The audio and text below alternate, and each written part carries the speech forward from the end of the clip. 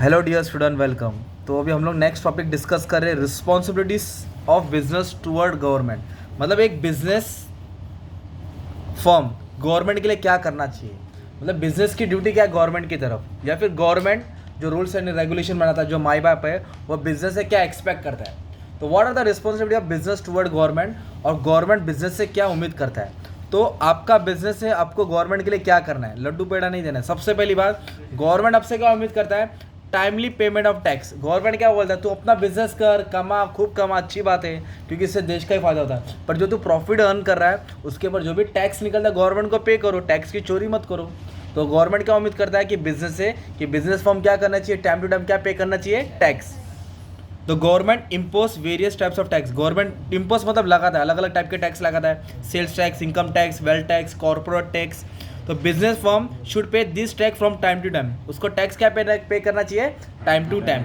It would be difficult for the government, अगर time to time tax नहीं pay करेंगे तो गवर्नमेंट के पास पैसा नहीं आएगा, इसलिए गवर्नमेंट कुछ चीज़ बना नहीं सकता, रोड रेलवे प्रोजेक्ट पे काम खर्चा हो पाएगा नहीं। तो गवर्नमेंट क्या उम्मीद करता है, बिजनेस बाबू को क्या बोलता है कि टाइम टू टाइम क्या पे करो, tax.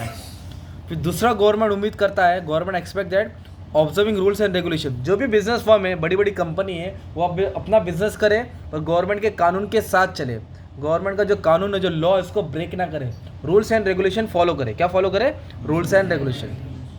The rules frame by government for the business should be fully complied. जो भी कानून बना है वो फुल्ली फॉलो होना चाहिए।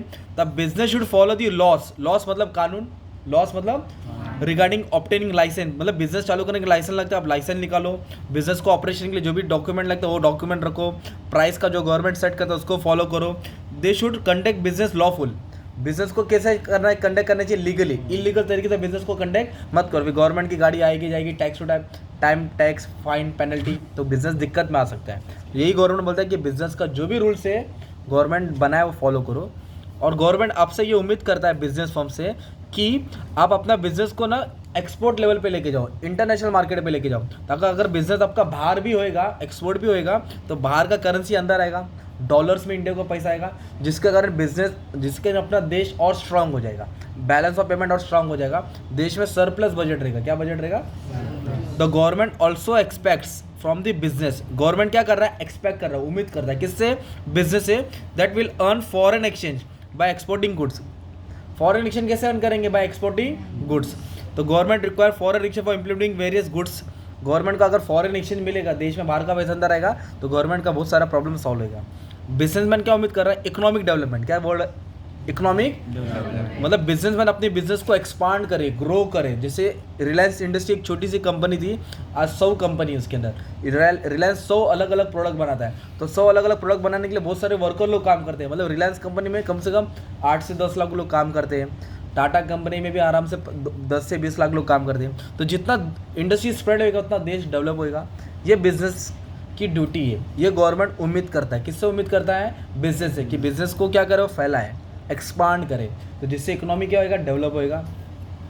इम्प्लीमेंटिंग सोशल इकोनॉमिक पॉलिसी, मतलब गवर्नमेंट तो क्या करता है, गरीब लोग के ऊपर हेल्प करता है, गरीब लोग की मदद करता है। वैसे बिजनेस फर्म भी क्या करना चाहिए, पॉवर्टी को दूर करने के लिए, पॉवर्टी माने गरीबी, एजुकेशन के ऊपर थोड़ा खर्चा करना चाहिए, जॉब्स क्रिएट करना चाहिए, एम्प्लॉयमेंट थोड़ा बढ़ाना चाहिए, बेरोजगारी कम करना चाहिए। तो गवर्नमेंट के सोशो इकोनॉमिक पॉलिसी बनाते वक्त भी हेल्प करना चाहिए। और सबसे मेन पॉइंट क्या दिया, सजेशन टू गवर्नमेंट। देखो रूल्स एंड रेगुलेशन कौन बनाता है, गवर्नमेंट बनाता है।